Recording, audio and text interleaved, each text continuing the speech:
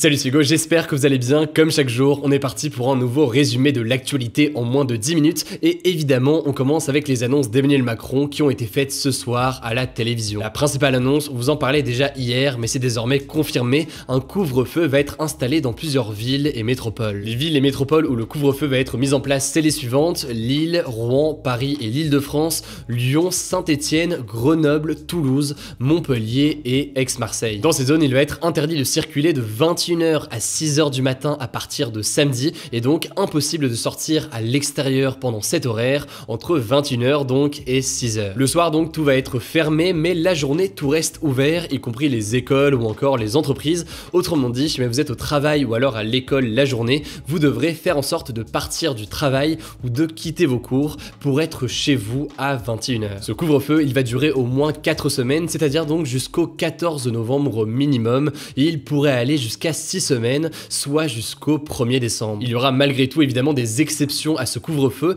Des autorisations vont être en fait disponibles d'ici samedi pour pouvoir circuler si par exemple vous travaillez la nuit ou encore si jamais vous avez une urgence sur votre santé. Les forces de l'ordre seront donc dans la rue pour faire respecter ce couvre-feu comme pendant le confinement en quelque sorte, et si on ne le respecte pas, l'amende sera de 135 € et même de 1500 € si vous ne le respectez pas une seconde fois. Par contre, Emmanuel Macron l'a confirmé, il sera encore possible de circuler entre les régions et même de partir en vacances pour les vacances de la Toussaint. La seule condition sera de respecter les gestes barrières, c'est-à-dire donc de mettre son masque, et si on va évidemment dans une zone où il y a le couvre-feu, eh bien il faudra naturellement le respecter. Deuxième annonce de la soirée, Emmanuel Macron a détaillé ce qu'il appelle la règle des 6. La règle des 6, alors qu'est-ce que ça veut dire? Ça veut dire que n'importe où l'on se trouve, il est recommandé de ne pas être plus de 6, comme à table chez soi ou encore dans la rue ou au restaurant. Alors attention, c'est pas interdit d'être plus de 6 chez soi, puisqu'il y a des familles nombreuses, donc déjà naturellement ce serait pas possible de l'interdire, mais tout de même donc vous l'aurez compris, l'idée c'est par exemple de ne pas faire des soirées à 10 personnes dans un appartement. La troisième annonce faite par Emmanuel Macron, elle concerne l'état d'urgence sanitaire qui va être rétabli en France. Il avait été instauré en fait le 23 mars puis arrêté le 9 juillet, et il permet au Premier ministre de prendre plusieurs mesures exceptionnelles. C'est par exemple grâce à ça que l'État avait pu instaurer un confinement en mars dernier, mais rassurez-vous, pour l'instant il n'y a pas de confinement qui a été annoncé. La quatrième, et rassurez-vous, avant-dernière annonce de cette interview, c'est qu'une nouvelle application va être mise en place pour tracer les cas de Covid. Et cette application, elle va s'appeler Tous Anti-Covid. Je sais pas pourquoi j'ai pris ce ton-là, et elle viendra remplacer Stop Covid, qui avait été très peu utilisé par les Français. Après, concernant les nouveautés exactes, on n'a pas forcément énormément d'informations pour le moment, mais évidemment, on fera un point cette semaine dès qu'on a du nouveau. Enfin, cinquième et dernière annonce d'Emmanuel Macron en une phrase: si vous êtes bénéficiaire du RSA ou encore des APL, eh bien vous recevrez une aide exceptionnelle de 150 € ainsi que de 100 € en plus par enfant. Elle sera versée d'un coup dans les 6 prochaines semaines. Voilà donc pour les annonces faites par le président de la République ce soir. A priori, demain, le Premier ministre Jean Castex prendra la parole accompagné de plusieurs ministres. Du coup, demain, en fin de journée, dans notre vidéo des actus du jour, on fera un point sur les nouvelles annonces qui ont été faites. Et du coup, évidemment, si c'est pas encore le cas, pensez à vous abonner pour ne pas rater ces annonces qui devraient être a priori importantes. On passe à un deuxième sujet qui n'a rien à voir. Un policier se trouve entre la vie et la mort après s'être fait percuter par une voiture cette nuit dans l'Essonne, en région parisienne. Ce policier de la BAC, la brigade anticriminalité, avait repéré une voiture volée cette nuit à Savigny-sur-Orge, en région parisienne donc. Lors de sa patrouille, il a voulu donc contrôler le conducteur de cette voiture soi-disant volée, mais le suspect a pris la fuite en démarrant à toute allure et en percutant le policier sur son passage. Le policier, âgé de 40 ans et père de 2 enfants, est dans un état très grave. Il est en fait entre la vie et la mort, et le conducteur a été identifié, mais il n'a pas encore été retrouvé et arrêté. On verra donc ce qu'il en est dans les jours à venir. En tout cas, c'est un nouvel événement qui frappe la police, quelques jours seulement après l'agression sur des policiers à Herblay le 7 octobre et l'attaque du commissariat de Champigny-sur-Marne le 10 octobre. Face à ces événements, le ministre de l'Intérieur, Gérald Darmanin, a annoncé un certain nombre de mesures en faveur des policiers. Je vous mets un lien en description si ça vous intéresse, et on aura probablement l'occasion d'en reparler. Autre sujet rapidement en France, en une phrase, on a du nouveau sur la mort de Victorine, retrouvée dans un ruisseau à Villefontaine en Isère le 26 septembre dernier. En fait, un homme de 25 ans, père de famille et voisin de Victorine, a été placé en garde à vue et il a reconnu être à l'origine de la mort de la jeune femme. Du coup, pour l'instant, on n'a pas beaucoup plus d'informations, mais je vous mets des liens en description et évidemment, on vous tiendra au courant dans les jours à venir. On passe à un dernier sujet en France. Je voulais vous parler des enquêtes de Street Press et de Mediapart concernant McDonald's. En fait, Mediapart, Street Press et le collectif de salariés McDroit ont recueilli recueilli en tout 78 témoignages de salariés ou anciens salariés de McDonald's, dont une majorité de femmes. Et ces témoignages, en l'occurrence, ils décrivent un environnement de travail sexiste où le harcèlement est quasiment quotidien. Selon les personnes interrogées, les employés seraient affectés aux différents postes des restaurants selon leur physique, et une salariée explique par exemple qu'elle a déjà surpris son responsable dire que les filles à forte poitrine étaient aux caisses pour, je cite, attirer les clients. Par ailleurs, d'autres témoignages décrivent aussi des propos racistes. Par exemple, dans un restaurant, le mot bamboula était régulièrement utilisé pour décrire un employé noir. Autre discrimination par ailleurs, une jeune femme transgenre raconte que sa directrice obligeait ses collègues à l'appeler par son prénom masculin. Deux salariés témoignent aussi et décrivent avoir été victimes d'agressions sexuelles et de viols. L'une d'elles décrit que l'un de ses managers se collait à elle en passant derrière elle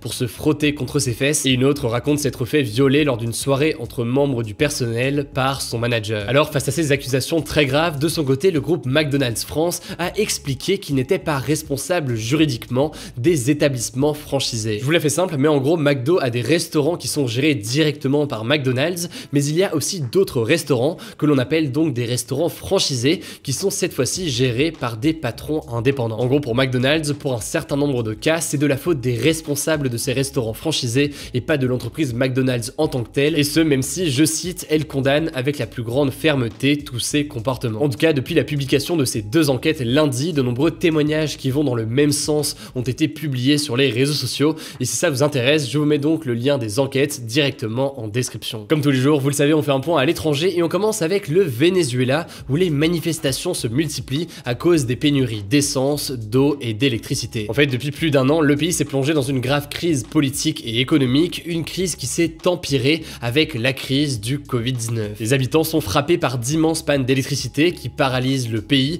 et beaucoup n'ont simplement pas accès à l'eau potable. D'après Juan Guaido, le principal opposant au président actuel Maduro, 82% des foyers vénézuéliens n'ont pas d'eau potable qui sort de leur robinet. Par ailleurs, autre élément important, les habitants sont également confrontés à de graves pénuries de carburant. Ils doivent parfois attendre plusieurs jours devant la station-service pour obtenir quelques litres d'essence. Pour vous donner une idée, au début du mois de mars 2020, le Venezuela avait l'essence la moins chère du monde, puis l'essence a commencé à se faire rare et elle se vend désormais beaucoup au marché noir au prix de 4 $ le litre, c'est-à-dire donc à peu près 4 fois le prix en France. C'est tout simplement l'essence la plus chère au monde, alors que en parallèle, je viens de le dire, la pauvreté frappe fortement le pays. Les manifestations pour s'opposer au président Maduro se multiplient donc, mais elles ne rassemblent pas non plus énormément de personnes. Il y a potentiellement deux raisons à cela. Première raison d'abord, la crise du Covid-19 qui dissuade un certain nombre de personnes à vouloir sortir, et puis deuxième raison, eh bien l'opposition menée par Juan Guaido qui peine à rassembler aujourd'hui. Bref, vous l'aurez compris, le Venezuela est actuellement plongé dans l'une des pires crises de son histoire.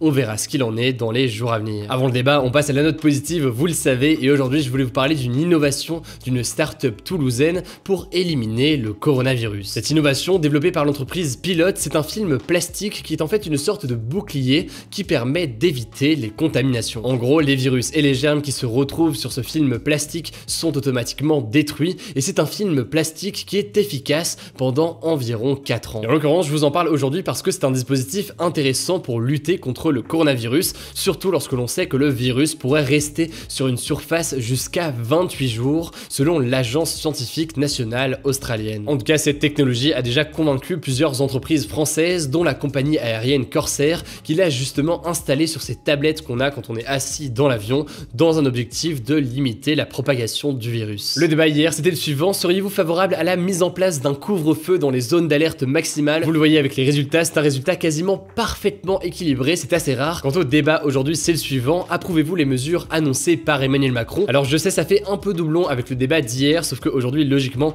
on a eu beaucoup plus d'informations sur les détails de cette mise en place. Du coup, pour voter, c'est très simple, vous cliquez sur la chaîne Hugo Decrypt, vous allez dans l'onglet communauté, et à ce moment-là, vous aurez le sondage du jour, ainsi que les sondages des jours précédents, et surtout, évidemment, je vous invite à en débattre directement dans les commentaires. Évidemment, vous le savez, vous pouvez vous abonner pour ne pas rater les vidéos suivantes. Chaque jour, du lundi au vendredi, on fait un petit résumé de l'actualité en moins de 10 minutes. Vous pouvez aussi nous suivre sur Instagram pour les résumés de l'actualité qui se lisent en moins d'1 minute. Le nom du compte, c'est Hugo Decrypt. Écoutez, je crois que j'ai tout dit, surtout portez-vous bien, et on se dit à demain pour un nouveau résumé de l'actualité du jour.